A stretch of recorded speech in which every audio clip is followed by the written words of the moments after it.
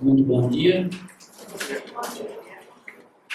É uma grande satisfação poder estar aqui com os colegas, alunos, professores,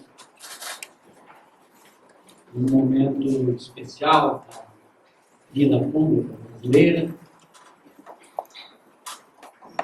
E, claro, no quadro que nós temos, é impossível que nós nos reunamos sem que passemos pela questão nacional. Porque ela é a moduladora do tratamento das outras temáticas. Conforme empresarial, a educação pública, a própria qualidade da educação, ela está num momento de inflexão crucial, em que as agendas que estiverem em disputa, às vezes no interior do próprio governo, estão se definindo. Se trata de uma resolução de uma contradição entre agendas que permearam aí toda a trajetória dos últimos 15 anos.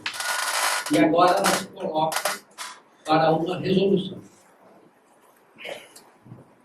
Ela avança para uma definição sobre, afinal, qual é a agenda do Estado. E é isso que nós vínhamos acompanhando, essa disputa, ora ao nível dos municípios, ora ao nível do Estado, ora ao nível da política pública, e agora ela se apresenta no seu momento de definições, de acirramento dessa contradição que vai levar por um longo caminho ou por outro a um estágio diferenciado do que tivemos até agora. Então, não há como não passarmos por isso. E, claro, refletir sobre conjuntura nacional é de alto risco. Porque a conjuntura nacional de manhã é uma coisa e de tarde é outra. E é por isso que é mais confortável a gente esperar para analisar do que fazer uma análise em curso. Mas isso tem implicações. Porque se a gente espera para fazer uma análise segura, as coisas já aconteceram. Então, do ponto de vista acadêmico, é sempre um dilema fazer análise de conjuntura. O caminho que passa pelas análises de conjuntura está cheio de corpos ao seu longo do caminho. Cheio de corpos ao longo da estrada da análise da conjuntura. Por conta da instabilidade de informações, por conta de que, de fato, é a história que nos revela o que é que aconteceu num determinado período. Mas aí já é história. E a coisa está acontecendo agora. E nós precisamos arriscar. Arriscar interpretações. Arriscar análise. E ver como essas análises imprecisas, incompletas, podem nos ajudar a enfrentar, no ato da luta,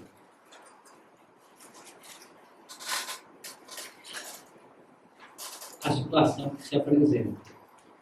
Portanto, o que eu vou dizer, a gente poderia chamar de reflexões de guerra.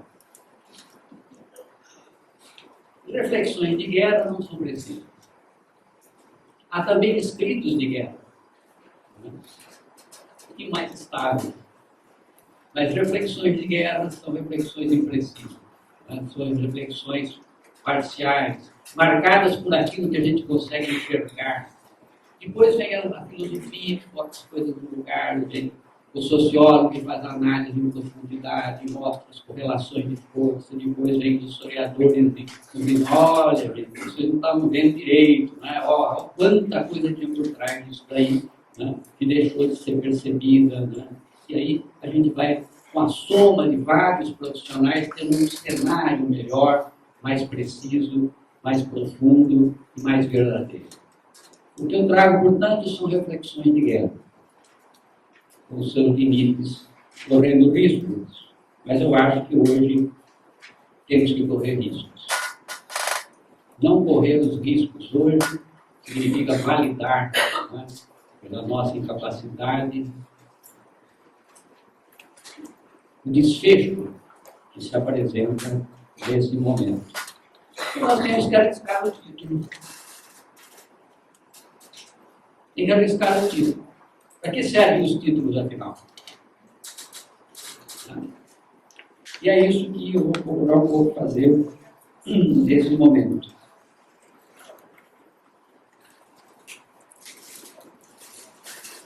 Eu gostaria de começar chamando a atenção para uma peça que certamente terá um valor histórico muito grande, equivalente ao discurso de Jango na Central do Brasil,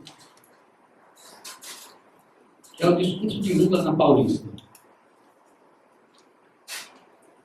Nesse discurso, Lula passa a visão que ele teve sobre o que aconteceria em todo esse período, que nortearia todo esse período. Ouvindo essa hora de exposição que ele faz, a gente pode destacar dali pelo menos uns 2 ou 3 aspectos que marcam o que para ele foi fundamental. Eu falo para ele, mas para o grupo de intelectuais que pensaram que este período, que agora tende a ser encerrado, né, e que é o seguinte: primeiro, ele defende ali uma identidade de direitos e benefícios para os trabalhadores.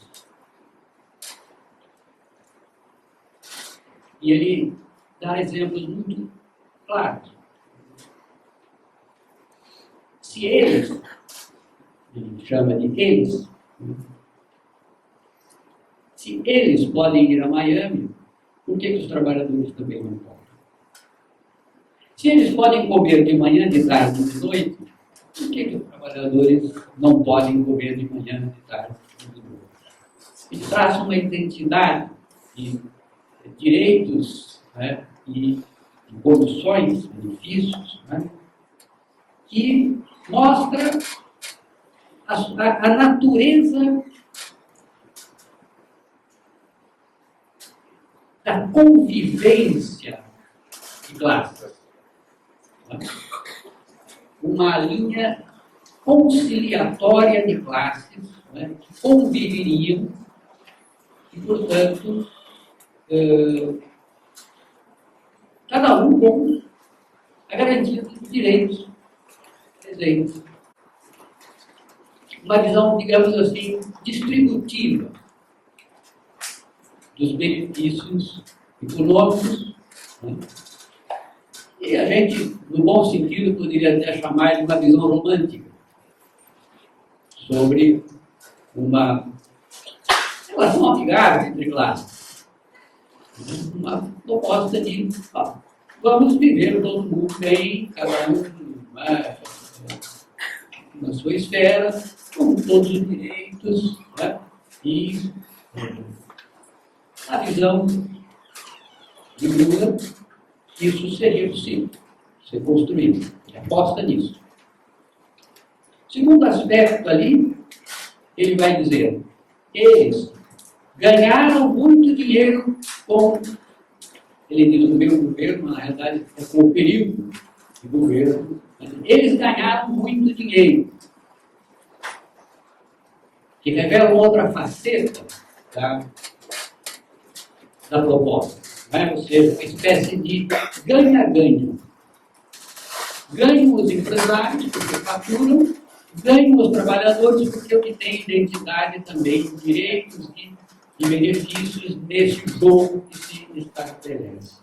Né? Mas note, tem uma conta no meio disso a ser paga.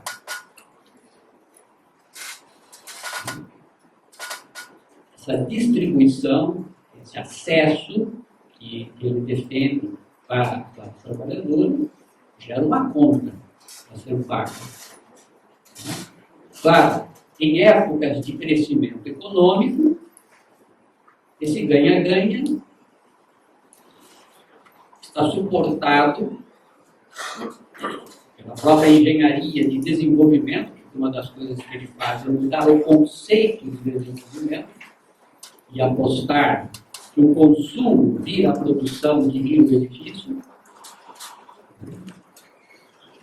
E é o terceiro elemento que ele também aponta nesse discurso da Paulista, que é, ele diz, mas o trabalhador ficou muito caro para que eles o paguem. O trabalhador ficou caro e eles não gostaram. O que ele quer dizer com isso? Ele quer dizer que nós temos de dados sobre a evolução dos salários das profissões mais simples, né? E que aumentaram no período cerca de 160% dos seus ganhos. Esse é o crescimento que os economistas apontam salarial, nessa faixa mais básica, né? De profissões, de ocupações.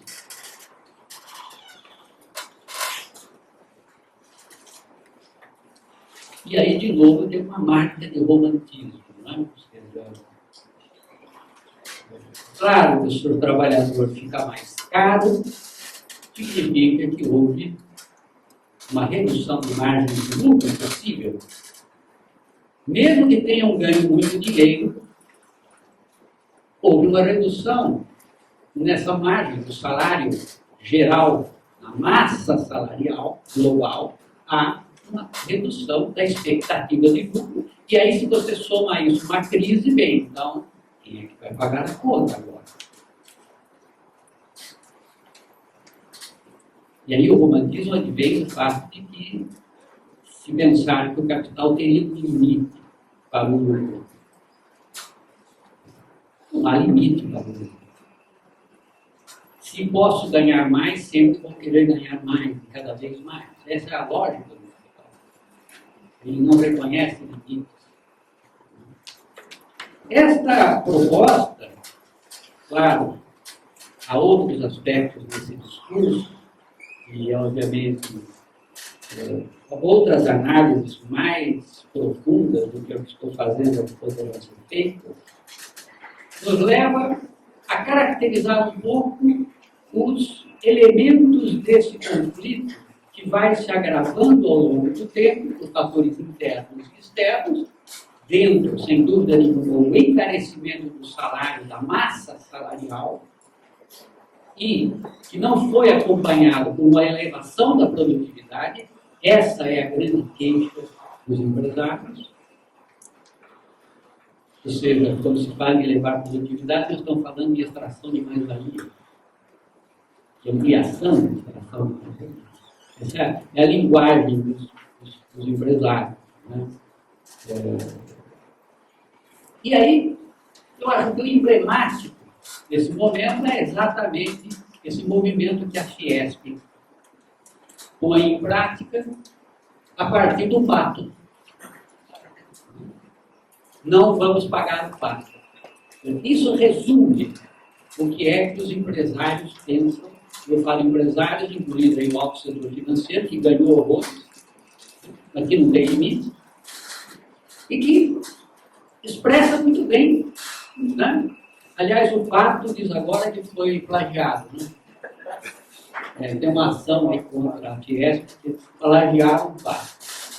Mas não vamos pagar o fato, que é expressão desse momento colocada pelos empresários envoltos nas bandeiras nacionais, né? Lá o SCAF, a bandeira nacional, né? Dizendo que não vai pagar o pato. Né? O que significa não pagar o pato? 80% das reservas brasileiras são gastas com o pagamento de juros para a elite financeira e empresarial. Qual o recado da mensagem, então, que está sendo passada aí? Não deixa o meu dinheiro das reservas para resolver problema de crise. Porque esse dinheiro tem destinação certa. Pagar os juros. O segundo, não aumente os impostos para resolver problemas de crise. Se vocês elevam impostos, diminui margem de lucro. Tem que pagar mais. São cláusulas pétreas de um acordo montado lá atrás, em 2003, com a Carta ao Povo Brasileiro, que costurou com o empresariado nacional a lógica desse período de 13, 14 anos que nós temos. A alternativa que essa fração de capitalistas, né, coloca na mesa hoje é a seguinte: saída da crise, na visão dele, é pela reforma do Estado. Esgotaram-se as bases desse acordo, que somam crises externas e internas. A conta tem que ser paga. Não se pode mexer naquilo que até agora era parte do acordo. E, portanto, em não havendo alternativa, reforme-se o Estado. Mas não se mexa naquilo que é destinação da sustentação e maximização do lucro empresarial. Isso deve ser feito segundo essa vertente, que se separa agora aqui, desembarca do governo. Ela deve ser feita agora por uma segunda onda neoliberal, que vinha se desenhando nas agendas em disputa já ao longo dos governos do PT, mas que foi neutralizada a partir de 2003 pelo embarque do empresariado nacional. Quem está na cadeia é empresário brasileiro. E construtora, né? É empresariado brasileiro, que é considerado, em termos de classe, traidores dos empresários, porque fizeram acordo. Portanto, que parem na cadeia agora mesmo. De quebra, nós podemos adquirir essas empreiteiras a preço de banana também. Portanto, todo o complexo internacional de construção está à espreita da quebradeira geral dessas construtoras para entrar nesse mercado também. Essa disputa está em jogo e se resolvendo. Eles acham, portanto, que tem que haver uma reforma em profundidade do Estado, de corte neoliberal, associada a uma política pública que permita aumentar a produtividade do trabalhador. O que acontece com a produtividade do trabalhador brasileiro? Em 13, 14 anos, quando ela não foi negativa, ela aumentou no máximo 1%. Mas note que os salários da base aumentaram 160%. Essa é uma faceta da crise que os empresários não bancam e querem resolver, porque eles entendem, então, que a política distributiva de renda gerou uma conta que eles não querem agora, que veio para que eles paguem, não é? E sim, ela deve ser transferida à população e fundamentalmente aos trabalhadores. Por isso nós estamos num acirramento da luta de classe. Isso aqui é um embate que nós temos agora entre classes. Né? E é muito curioso, né? Porque a gente sempre ouve falar que essa história de luta de classe não existe mais. Né? Então, está aí um exemplo concreto, essa manifestação, né, desse embate entre classes fundamentais que estão presentes no interior da sociedade. Né? Ou seja, está em jogo, portanto, aumentar a extração de mais-valia, né, e não pagar a conta que nós temos aí na mesa. Né? Por isso que um dos grandes pontos de referência da proposta que os empresários estão fazendo nesse momento, via PMDB, é o corte do que eles chamam de despesas constitucionais. Direitos sociais que estão dentro da Constituição com especificação de gasto definida. E a batalha é para se rever isso.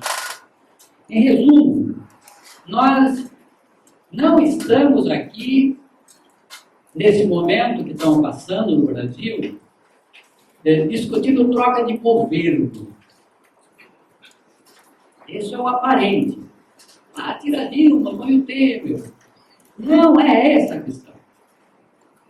Nós estamos diante de uma proposta de um novo Estado brasileiro. É muito mais amplo, muito mais profundo e, portanto, muito mais grave. Muito mais grave.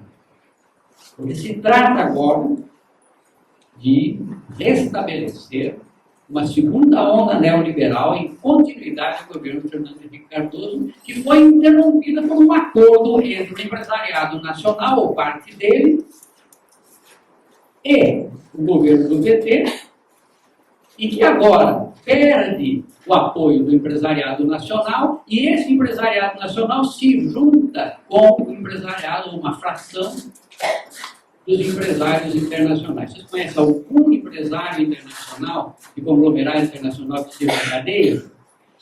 Não tem. Mesmo que devesse estar, como é o caso do metrô de São Paulo. Ora, depois de muita pressão, a justiça aceitou, finalmente, a denúncia contra a Siemens e a Alstom no metrô de São Paulo. Mas não tem ninguém preso. Aí faz-se de outro jeito, de acordo com a lei. Ou com essa interpretação da lei. Quando é empresariado nacional, primeiro prêmio. Depois discute. Quando é estrangeiro, a gente discute. E evita prender. Portanto, essa é a lógica que nós estamos vendo nesse momento. Né? Aí é que eu gostaria de colocar a minha preocupação quando nós caminhamos em direção a uma formulação de defesa do momento atual baseada exclusivamente na afirmação das liberdades democráticas. A minha questão, que veio para a gente examinar, é: não estaremos despolitizando, de fato, um cenário como este?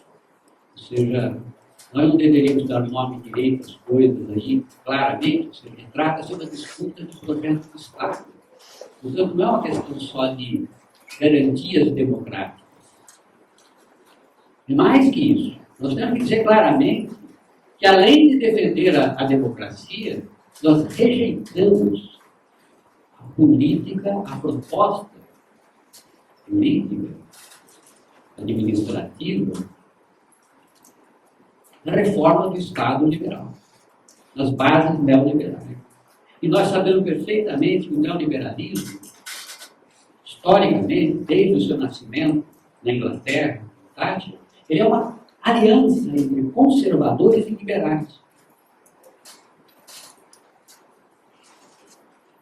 Ele é uma aliança entre Cunha e Aécio, no fundo. Desde as origens. E é por isso que essas forças permanecem aí. Ninguém vai para a cadeia. O Aécio tem 5 delações premiadas contra ele. O Cunha nem se fala. Incólumes. Ninguém é preso para averiguação. Ninguém é destituído do cargo. Essa é uma questão que a gente precisa discutir. Se nós deveríamos avançar na caracterização do que nós estamos sendo nesse momento, né, para dar um pouco mais de substância política a esse debate, politização um pouco maior desse debate. Né? Bem, essa proposta liberal conservadora, ela visa alterar a Constituição de 88. Portanto, ato contínuo, nós teremos uma revisão constitucional, cujo foco será retirada de despesas obrigatórias, como já disse, retirada de direitos sociais, portanto. Nós vamos ter um investimento brutal contra a CLT. Já a semana passada, sem alarde, sem reações, aprovou-se o projeto da terceirização. E destrói a CLT já por dentro. Nós temos que enterrar a CLT.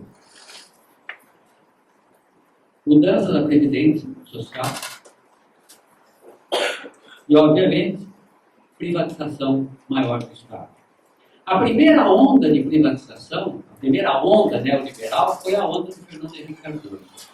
Ali o Bresser Pereira desenhou a reforma do Estado. Mas note um detalhe.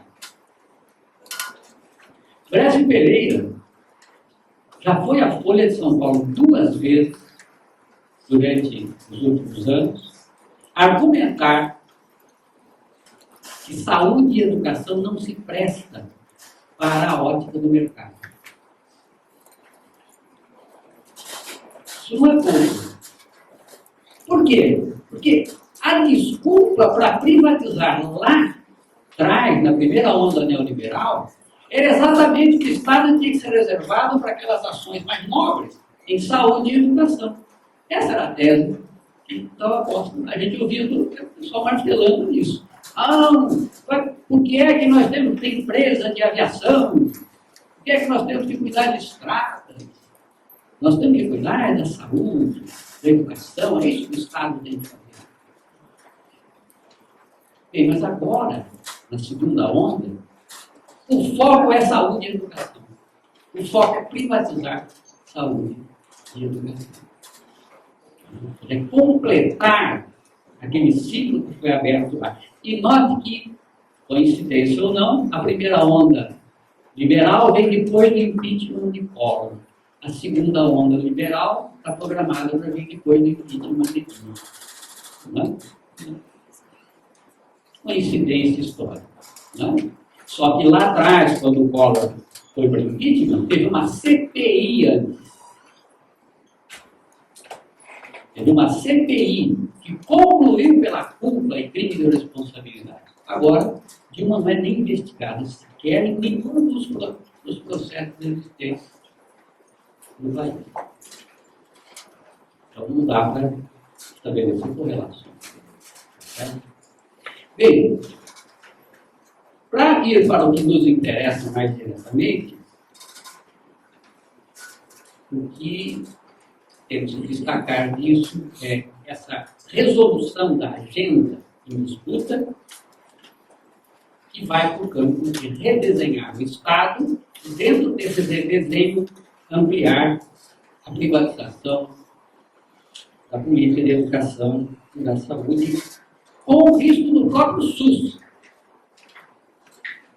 ser substituído. Onde é que a gente pode encontrar esses lives desse processo, desse projeto? Basta pegar a Agenda Brasil, que foi construída lá atrás pelo Renan, e combinar o que está em pauta agora, que é o Ponte para o Futuro do PMDB.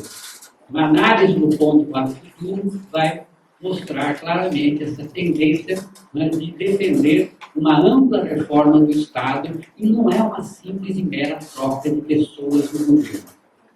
Essa é uma questão que nos deve chamar a atenção para isso, né, para esse acirramento, né, que vai definir quem é que paga a conta das coisas desse país. Né?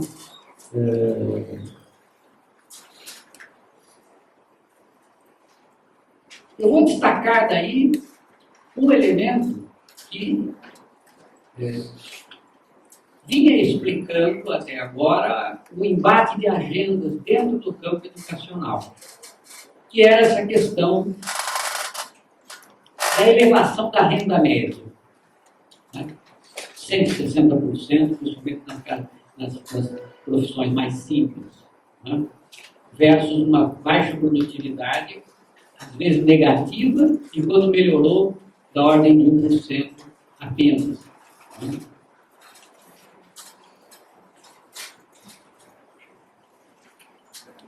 A lógica empresarial até agora justifica as estratégias do que vem sendo chamado reforma empresarial da educação em cima do fato de que um dos componentes da elevação da produtividade é a educação. Mas isso de um dos componentes da produtividade, eu estou enfatizando. Porque os reformadores empresariais, ao nível mundial, eles estabelecem uma relação direta entre educação e produtividade. Inadequada, eles sabem, mas é uma maneira de estressar a argumentação e de botar a educação como uma bola na cabeça. E, dentro dos Estados Unidos, os reformadores, desde 1983, vendem a ideia de que a queda das posições americanas na competitividade internacional se deve ao fato de que a educação não tem qualidade. E, portanto, para que o país fosse competitivo internacionalmente, o que é uma falsidade, mas que é um discurso posto, um sequestro, né, da semântica. Para isso, era preciso, então, alterar a educação e responsabilizar a educação pelo seu papel nacional de elevação da formação de quadros para que a competitividade internacional fosse preservada. Né? Bem, neste cenário,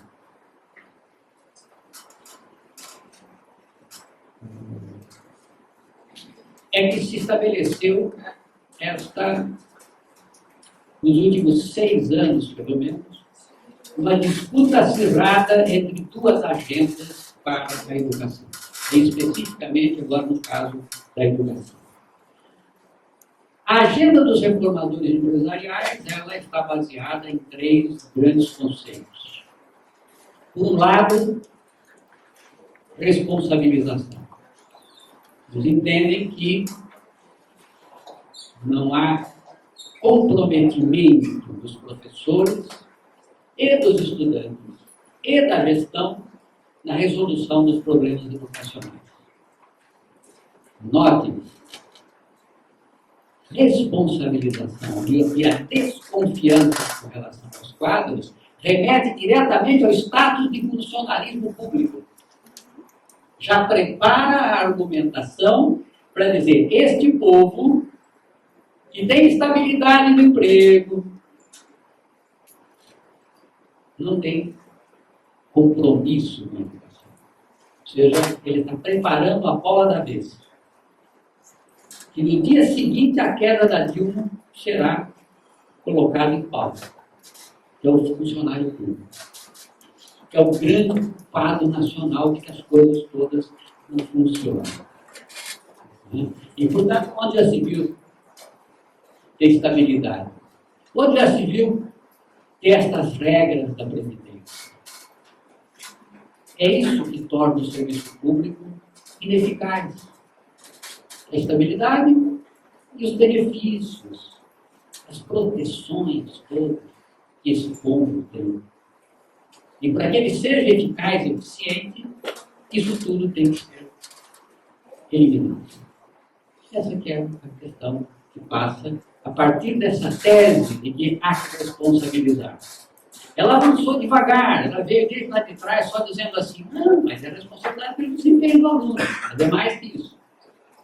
Essa é a sua faceta inicial. Ela começa com uma crítica de como você não garante que o seu aluno aprenda. Mas ela é mais longa. Ela vai chegar lá e explicar isso. E a explicação é porque é servidor público. Portanto, tem que reformar o Estado, portanto, tem que reformar o serviço público, de gerente extinguido pela privatização. A única maneira de tornar as pessoas de fato responsáveis. Senão as coisas acontecem com ele também. Bem, segunda categoria é a meritocracia. Você responsabiliza e aí você avalia. Por isso a avaliação aparece com força nessas políticas. Fala-se, lembra-se do Estado avaliador? Aparece com força na categoria da avaliação, porque é por aí que eu chego à meritocracia. Imparcial, produto de uma avaliação objetiva, que leva a permitir que eu, aí sim, valorize os melhores, porque contra resultados, não é benefícios, não são penduricários de cadeira, acessíveis automaticamente até pelos incompetentes, não. Agora, a gente, pelo mérito, aumenta o salário. Pode ser sim, 10% para todo mundo. É para aquele que demonstrar compromisso e responsabilidade. E quem define isso é a meritocracia. A combinação de responsabilização e meritocracia é a antessala da privatização. Essa é a lógica dessas três categorias que orientam a tese, né, da reforma empresarial da educação.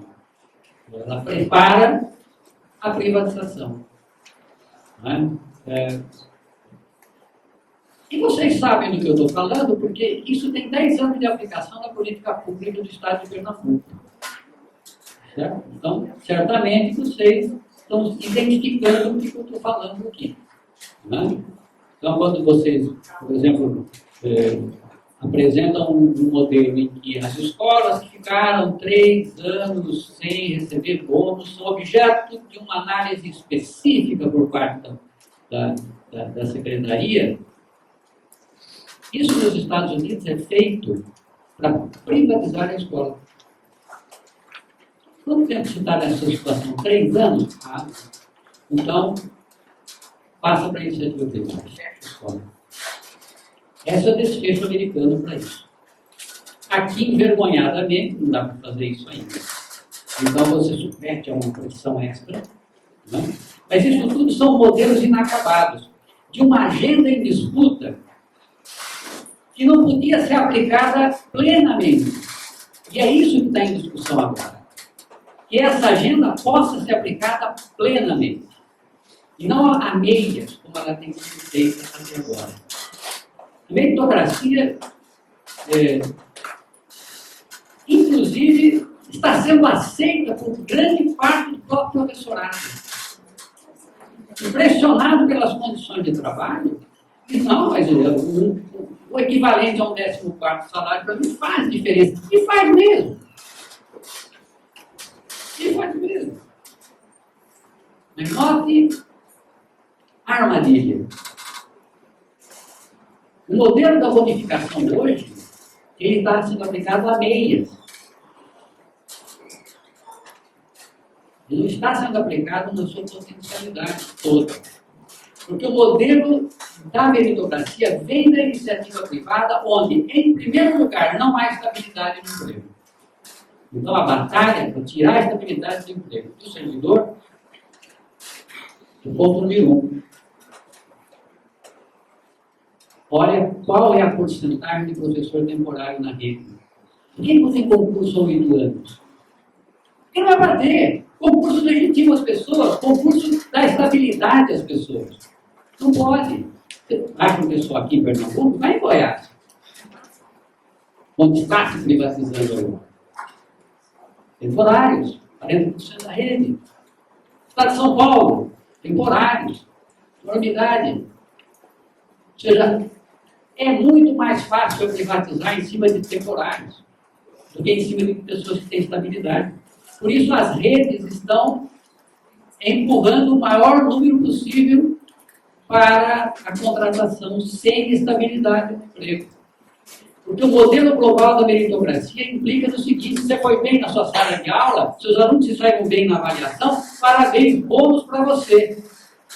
E os demais, que não se saíram bem, rua. Não é não receber bônus. Esse é o modelo atual. No modelo atual, você não recebe bônus. No modelo versão completa, você é demitido. Isso que o professorado precisa tomar consciência. Isso é só um aperitivo. Que visa o quê? Colocar a ideia para que ela vá pegando.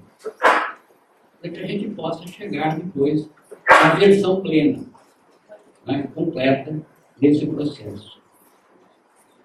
Então, essa tríade de responsabilização, meritocracia e privatização são conceitos, certamente, a pesquisa mais cautelosa, mais debruçada, mais multidisciplinar, vai mostrar outras facetas desse processo.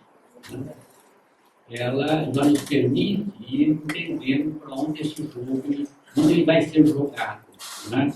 Essa agenda vem sendo construída. Há uns 6 anos no Brasil, pelo menos, com maior força. Né? Inclusive dentro do próprio Ministério da Educação também, em outras áreas do próprio governo, vem sendo construída uma batalha diária, isso, né? Dentro do CNE, dentro das agências. É uma batalha diária. Né? Bem, a sua versão mais atual, até onde essa agenda avançou, ela tem 2 grandes componentes.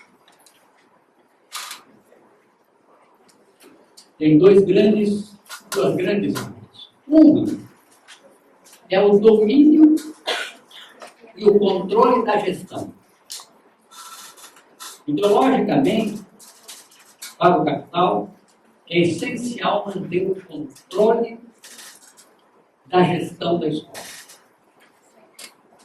Por todas as razões que você já conhece. Né? Entre elas, que a educação faz algo que nem o exército faz. Atinge a todas as crianças do país. Certo? Portanto, é uma visão, é uma área estratégica. Então, o primeiro conjunto de ações visa controle político e ideológico dos processos de gestão. O segundo subsistema dessa agenda é o controle dos conteúdos e métodos que estão dentro da escola. Stephen Ball resumiu isso numa formulação que ele chama de privatização da educação, quando controle do próprio exógeno do próprio aparato educacional e privatização na educação.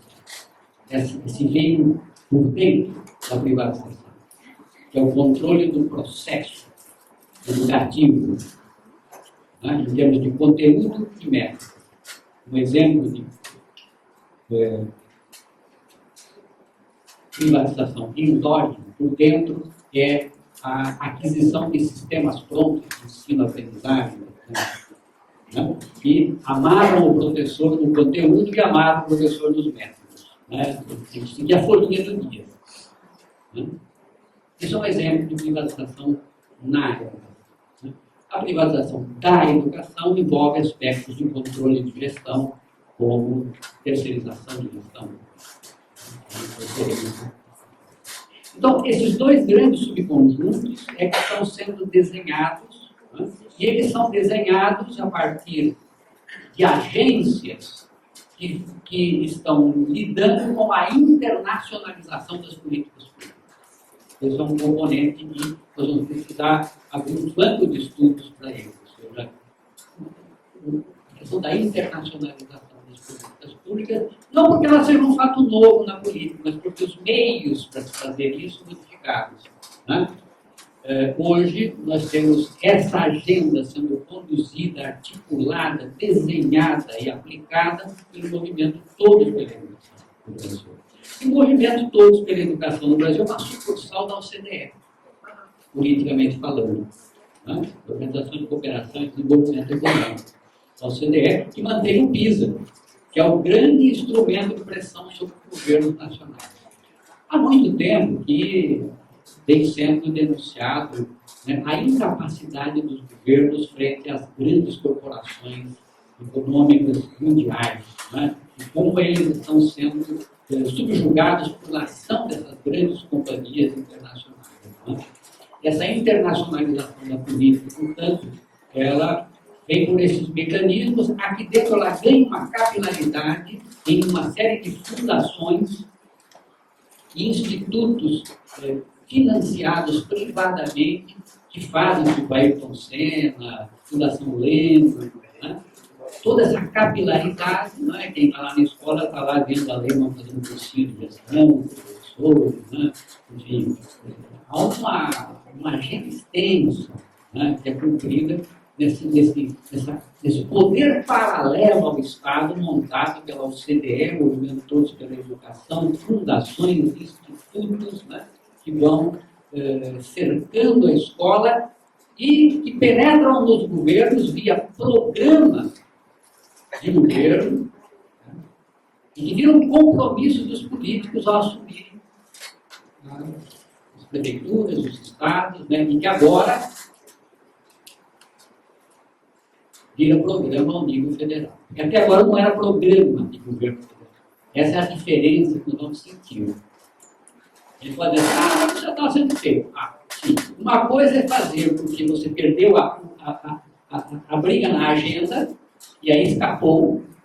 Ou o cara foi lá no Congresso, passou uma lei lá que obriga o governo a fazer. E outra coisa é o governo ter essa agenda como pauta da atenção. Nós vamos sentir a diferença. A diferença, ela foi desenhada já no documento 2 do Pacto Educador dos Cabeças. Vocês querem saber como é que vai ser esse desenho? Ali tem uma prévia dele, que é o documento do Mangabeira, que na realidade é uma proposta do Sistema Nacional de Educação. Mas que enfrentou e enfrenta ainda hoje a SASE, que tentaram extinguir dentro do Ministério da Educação, ou uma proposta de Sistema Nacional de Educação contrária ao documento do Mangabeira, e isso está travado e vai ser resolvido onde? No Congresso, porque lá tem uma terceira proposta que está em andamento, que vai definir o Sistema Nacional de Educação na confluência dessas duas agendas. Tá? Então, é isso que nós temos aí nesse campo. Bom, do ponto de vista da agenda exógena de controle, né, do ponto de vista da privatização da educação, nós demos passos agora claros e sistemáticos com o Estado de Goiás. Quem está comandando isso é o PSDB, no Pará, no Estado de São Paulo e em Goiás. Mas Goiás é mais arrojado desse ponto. Goiás formula que vai passar 30% das escolas, né, para as organizações sociais administrativas. E está exercitando essa tarefa. E a secretária foi lá para os Estados Unidos para ver como são as escolas charter. Muito claro. e adotando o modelo das escolas charters, que é a mais inovadora aqui no Brasil, mas diferente. Os reformadores empresariais sempre fazem coisas diferentes. Não é igual ao outro. O outro não deu certo. Você falar que é igual, você está frito. Então, não. Lá não é aqui. Nós vamos avançar. É a versão ponto 3, versão ponto 4. Lá era a versão 1. Né? Já aprendemos com aqueles erros. Vamos fazer um tipo diferente, inovador. Né? É assim que é pintada a história desse controle da gestão via terceirização. De fato, os reformadores empresariais desenvolveram duas formas de gestão prioritariamente para a área da educação. Uma via terceirização de gestão, usada em escala, e outra um pouco menor, que é o voucher. Na verdade, é o ProUni, né? Dá dinheiro para o aluno, dá dinheiro para o pai, nos Estados Unidos dá dinheiro para o pai escolher a escola. E aí, claro, escolhe a escola de acordo com o resultado da aprendizagem medida em avaliação nacional. Né? Os pais ficam lá olhando os termômetros. Essa escola está com quanto na avaliação? Tá bom, então vamos lá. Vamos tentar colocar o nosso filho lá. Né? É assim que faz. Né? E, claro, as escolas charters crescem porque elas dão opção ao pobre e inadequado sistema público. Então, põe na escola charter. Leva o dinheiro para lá. Então, via vouchers, que é um cheque dado ao pai, ou, que nós chamamos no Brasil de bolsa, ou pela terceirização do Estado. Esse é o avanço. Né? Goiás é o principal foco nesse momento de experimentação disso. O Estado de São Paulo, envergonhadamente, tenta copiar o ensino médio integral aqui de Pernambuco, né? As escolas de referência de Pernambuco. Né? Isso foi ainda no tempo que o Eduardo Campos era vivo, uma conversa com o Alckmin, e ele convenceu o Alckmin a levar para lá esse processo, tanto que a própria Instituto de Corresponsabilidade Educacional que está implementando em São Paulo, e está aí em Fortaleza, está aí em uma série de estados aí.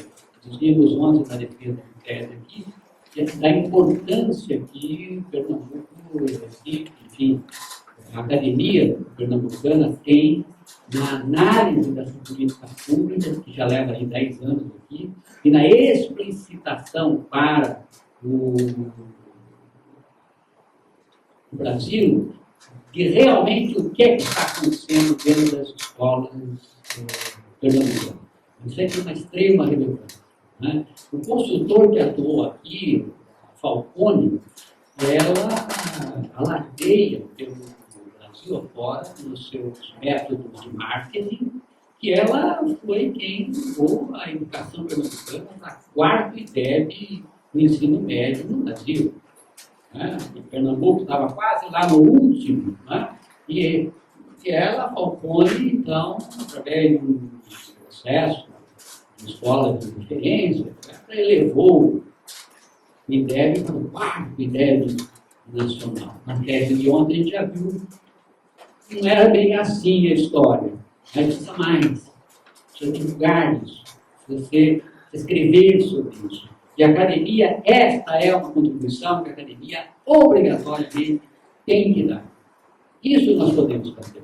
Desmascarar essas políticas localmente onde elas existem. E isso só pode ser feito localmente. Não adianta querer fazer um estudo lá em São Paulo sobre o que acontece aqui em Pernambuco. Tem que ser feito aqui. Tem que ser feito aqui. Porque é aqui que estão as condições culturais que geraram isso. E o desvelamento disso passa por um entendimento muito próximo das escolas, e essa é uma responsabilidade que a academia pernambucana tem que assumir, né? Como a academia agora goiana tem que assumir essa responsabilidade de desvelar as escolas charters lá, a paraense tem que assumir a responsabilidade de desvelar o que está acontecendo lá, a paulista tem procurado responder ao desvelamento dessa política educacional no estado de São Paulo. Né?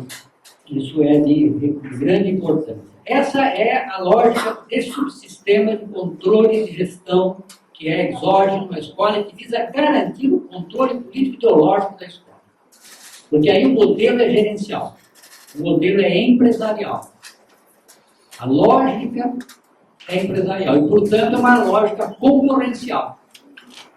É colocar as escolas em concorrência, colocar os profissionais de educação em concorrência, porque para o empresário só pode haver melhoria na qualidade da educação se houver concorrência. Se não há concorrência, deteriora-se a qualidade. Mas se há concorrência, então disputa-se no mercado. Concorrência exige mercado. Daí porque nós temos, então, na visão empresarial, de lançar saúde e educação ao mercado. Lançando a educação ao mercado, você tem os processos salutares de concorrência empresarial que elevam a qualidade da educação. E que, obviamente, supõe não estabilidade do emprego. Supõe um modelo empresarial. E o modelo empresarial é o modelo do bônus e da demissão. As consequências disso para os estudantes, eu não estou abordando aqui, mas são devastadoras. Devastadoras. O outro subsistema, com isso eu pretendo ir concluindo, vamos poder discutir também. O outro subsistema é o do controle por dentro. É a questão da controle de processos, o controle de conteúdos e métodos. Por essa linha, o que se desenha nesse momento, e que eu imagino que a resolução da agenda agora, nesse momento que nós estamos passando, vai acirrar, sistematizar e fortalecer, passa, em primeiríssimo lugar, pela Base Nacional Comum Curricular. Essa é uma pedra-chave na agenda liberal conservadora. Para os conservadores, elimina temas indigestos para a escola e oficializa o que tem que ser ensinado pela escola. E para os liberais, obviamente, define o âmbito de habilidades e competências, como eles gostam de estabelecer, o que permite o acirramento dos processos de avaliação, meritocracia e, portanto, combinar com outro subsistema de privatização. Sem avaliação, você não consegue avançar na meritocracia e na privatização. Portanto, para avaliar, eu preciso de um entendimento sobre o que é que cai na prova. É essa a finalidade da Base Nacional Comum. Afinal, dizer o que é que vai cair na prova. Por isso que essa base saiu desse jeito. O conceito dela. Não tem como contribuir para essa base. Não tem como dizer, mas vamos melhorar essa base nacional, talvez então a gente possa discutir o conteúdo. Não tem jeito. Ela tem uma intencionalidade. E ela foi feita daquela maneira, tudo elencando.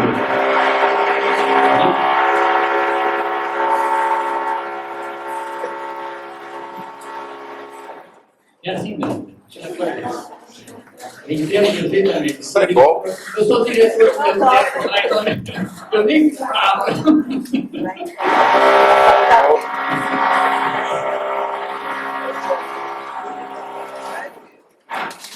Gente, é uma terceirização que foi contratada para resolver algum problema.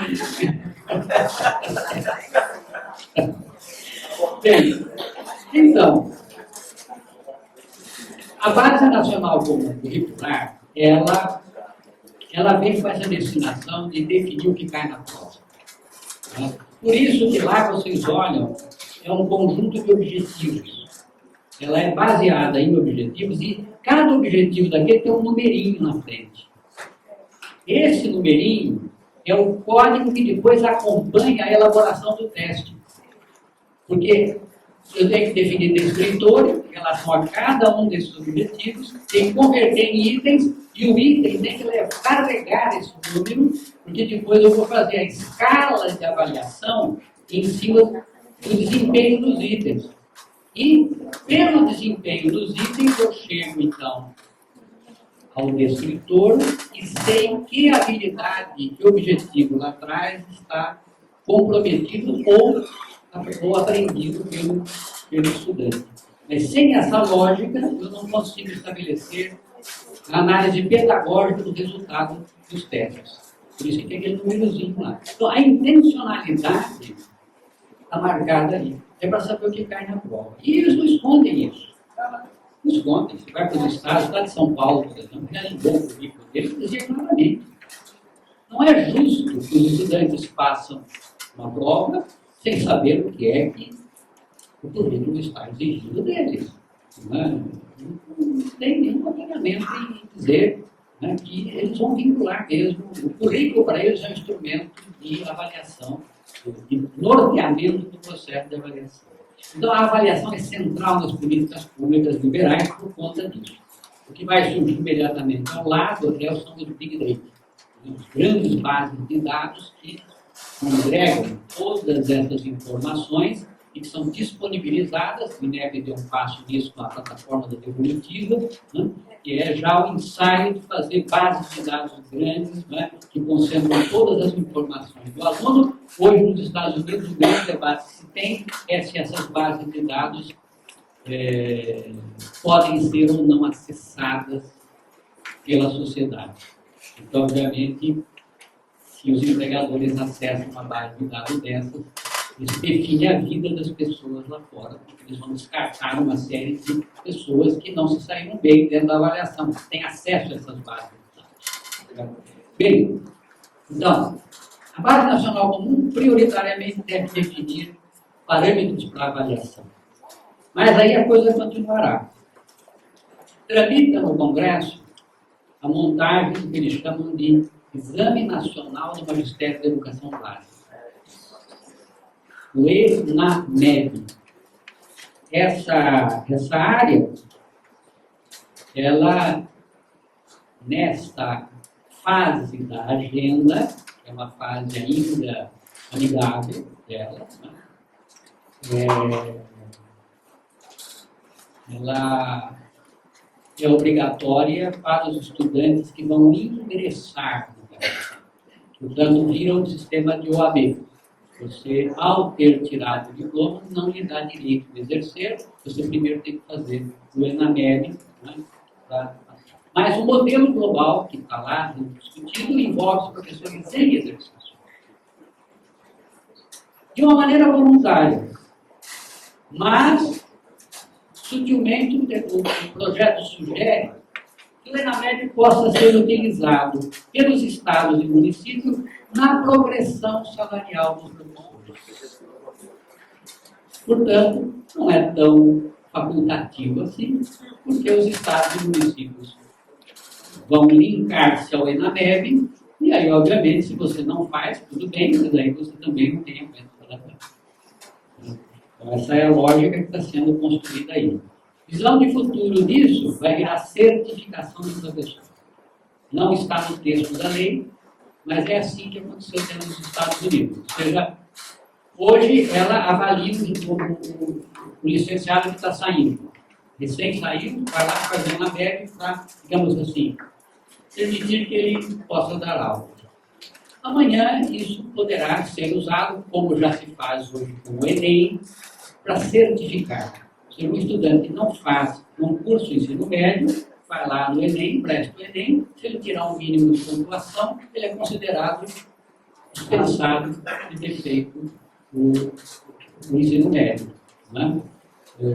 E, portanto, nós poderemos chegar a uma situação em que professores podem ser formados em qualquer lugar, desde que sejam aprovados no ENAMEB, eles são considerados professores.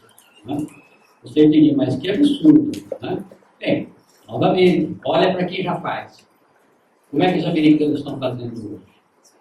Os Estados Unidos têm uma agência, uma OS, uma organização privada, chamada Teach for America. Ela joga no mercado 10 mil professores por ano. Tempo de formação, 6 semanas.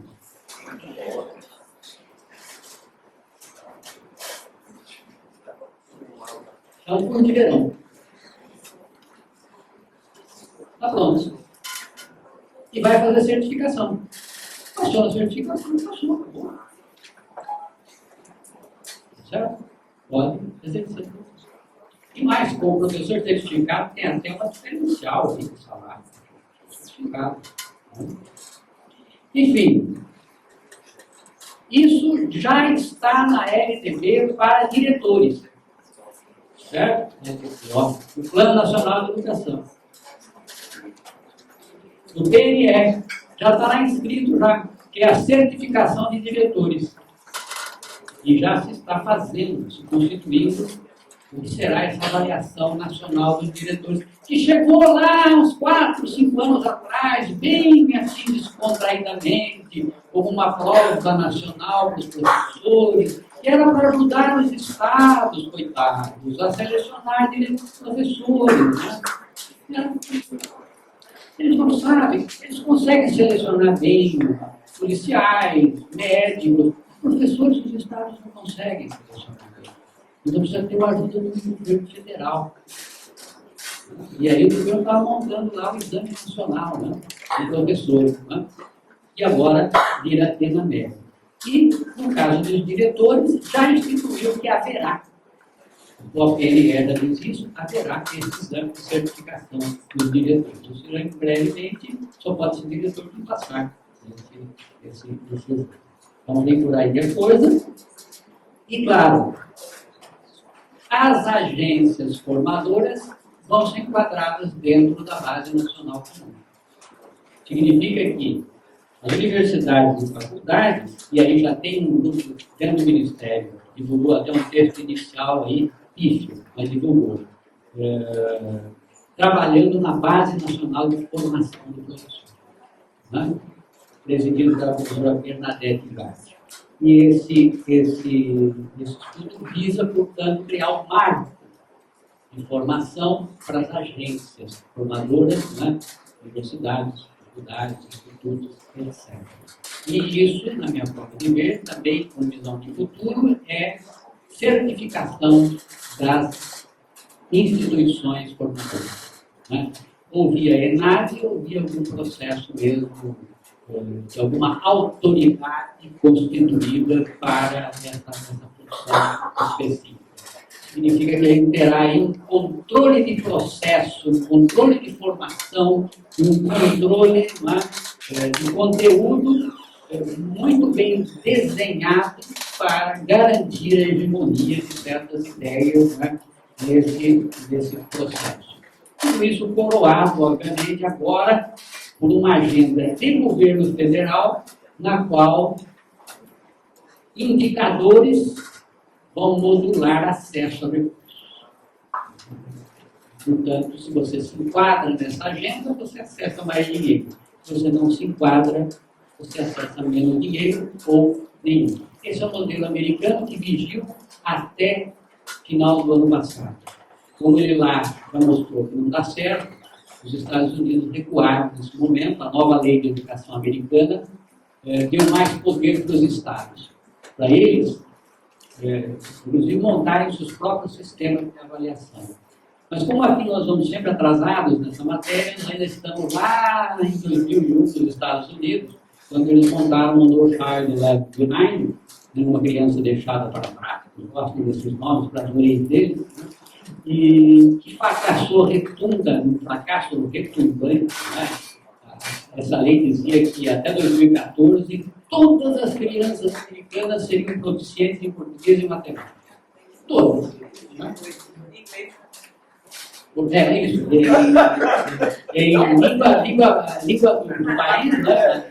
Língua materna e em matemática. Né? Até 2014. E o que aconteceu com essa lei? De 2001 a 2014, para que ela serviu? Não para melhorar a qualidade do ensino, serviu para privatizar. Porque é a lei de responsabilidade educacional americana, que está sendo feita no Congresso brasileiro também. É uma lei de responsabilidade que no Brasil sendo feita. A imagem de semelhança. Né? E essa lei de responsabilidade americana não melhorou a educação americana, não. A educação americana no PISA está hoje igual a quando o PISA começou em 2000. não avança nada. Os Estados Unidos nunca saíram da média do PIB. Então, não houve impacto nenhum dessas políticas. Não resolveu o problema do gap entre ricos e pobres e negros e brancos. Até hoje, os Estados Unidos têm uma faixa de gap de desempenho não sofreu alterações substanciais. Para que serviu, então? Para privatizar. Porque aí eles estimam a progressão para 2014, eles estimavam essa progressão, viam que a escola já estava 2, 3 anos sem avançar em direção à progressão esperada. Ela era motivo de inspeção, em primeiro lugar, acompanhamento e, em seguida, privatização se permanecesse. Você já deve ter ouvido alguma coisa sobre isso, no estado de Pernambuco, né? Mas que não chegou ao grau de ainda de privatizar, de recomendar a privatização. Mas lá a lei de responsabilidade educacional permite a recomendação da privatização, porque a escola persistiu no erro, né? Apesar de ter sido alertada, né? Persistiu no erro e, portanto, como punição, ela agora vai ser privatizada em defesa dos direitos das crianças de uma educação qualidade. Então, essa é a conversa que se coloca. Bem, esse é o cenário. Se perdermos essa batalha, é isso que teremos. É isso que está em jogo nesse momento para a educação. A gente fala em qualidade da educação, é isso aí que está em jogo para garantir a qualidade da educação. Uma qualidade estritamente baseada em números, né, e uma mudança de gestão e controle do processo pedagógico da escola. Né? Se ganharmos, não há garantia de que isso não continue sendo feito.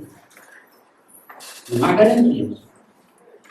A única garantia será a mobilização mesmo das escolas, dos professores, dos estudantes, dos pais e da própria academia. Essa batalha, mesmo que a gente ganhe agora, não se resolverá ainda sem uma grande mobilização ao nível de pais, ao nível de professores e estudantes. Ela se fortalecerá de baixo para cima. Essa experiência americana demonstra. Estados Unidos, agora, na última edição da sua avaliação nacional, os pais do estado de Nova York retiraram dos exames 220 mil estudantes. Os pais, através de uma cartinha que manda para a escola. E impeço meu filho de fazer avaliações em larga escala. Só pode fazer as avaliações do professor e da escola. Avaliação de larga escala, não. Boicote nacional. O estado de Nova York produziu um crash no sistema de avaliação, porque lá há uma exigência de que 95% das peças participem. Aí, quando você tira 220 mil pessoas do sistema, você desestabiliza todos os cálculos. Né? E nos Estados Unidos foram 500 mil. Portanto, coisas desse tipo nos esperam. Teremos que ter criatividade para enfrentar essas políticas, né? E, sobretudo, pensarmos que elas não melhorarão a qualidade da educação em todos os países onde foram aplicadas. Exemplo, Chile, Estados Unidos, ampliou-se a estratificação e a segregação escolar. Não se diminuiu. E a qualidade não avançou. Para além de voos de galinha que a gente vê espelhado, inclusive, aqui nos resultados dessa política aplicada no estado de Pernambuco. Né? São voos de galinha que assustam a curva de aprendizagem. Né? Se dá um susto na curva, ela sobe, né? E depois ela... Aí você dá outro susto nela, ela sobe. Depois ela cai de novo. Você não aguenta, né? Porque não tem base, não tem fundamento. Né? É uma farsa que se montou para justificar a privatização da educação, a conversão da educação num grande mercado educacional que vai alimentar aí as grandes corporações nacionais e internacionais. O mercado americano, depois da lei da reforma educacional americana, da lei de responsabilidade educacional americana, está calculado hoje em algo perto de $1 trilhão. É atrás disso que se está. É atrás dessa criação do mercado que permita o faturamento de empresas que estão já se aproximando do Brasil como a Pearson, né? Da qual foi diretor do nosso eminente, diretor de ensino, né? O nosso eminente hoje presidente do INPE. Então, esse povo faz tudo por aí. Fazendo a política, a agenda, compete nós agora enfrentarmos isso. Temos uma batalha de imediato crucial, mas vencida essa, outras nos esperam. Muito obrigado.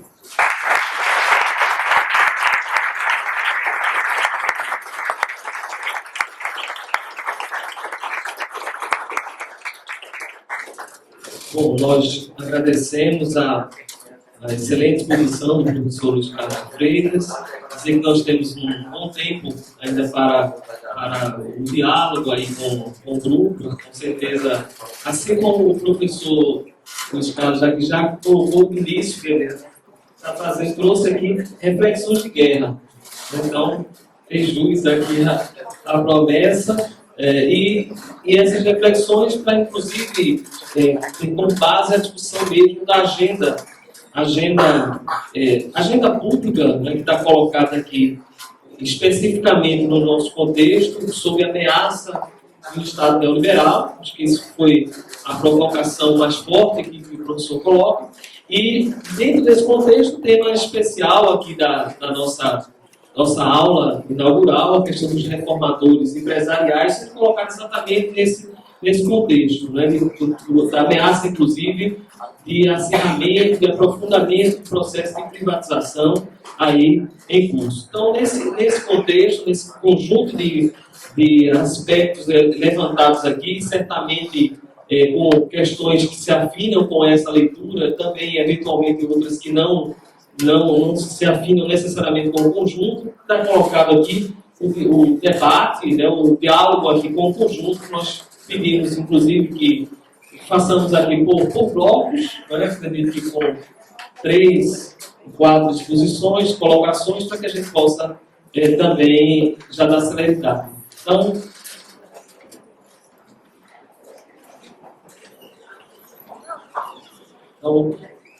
bom, estão abertas as inscrições para as intervenções.